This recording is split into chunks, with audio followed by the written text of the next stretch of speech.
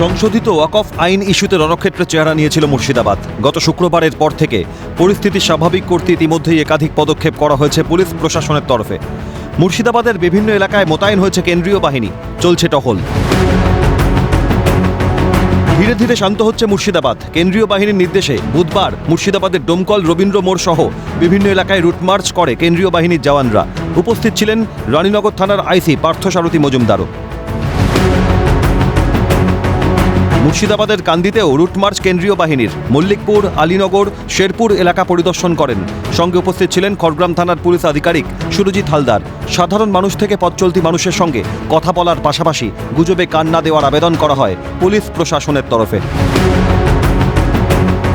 মুর্শিদাবাদকে শান্ত রাখতে বুধবার সাগরপাড়ার ভারত বাংলাদেশ সীমান্ত এলাকায় রুট মার্চ করে কেন্দ্রীয় বাহিনীর জওয়ানরা। সাগরপাড়া থানার ওসি মোহাম্মদ খুরশিদ আলম উপস্থিত ছিলেন জওয়ানদের সঙ্গে। যে সমস্ত স্পর্শকাতর এলাকা রয়েছে সেই এলাকার সাধারণ মানুষদের সঙ্গে কথা বলেন প্রশাসনিক কর্তারা। মুর্শিদাবাদের জলঙ্গিতেও একই ছবি। জলঙ্গি বাজার, চোয়াপাড়া, কীর্তনিয়াপাড়া সহ বেশ কিছু এলাকায় কেন্দ্রীয় বাহিনীর জওয়ানরা ঘোরাঘুরি করেন। সঙ্গে ছিলেন জলঙ্গি থানার ওসি দীপক হালদার। প্রশাসনিক নজরদারিতে ধীরে ধীরে স্বাচ্ছন্দ্যে ফিরছে মুর্শিদাবাদ।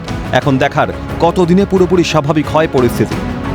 ইকবাল হোসেন ও Victor Bandyopadhyay report, Calcutta news.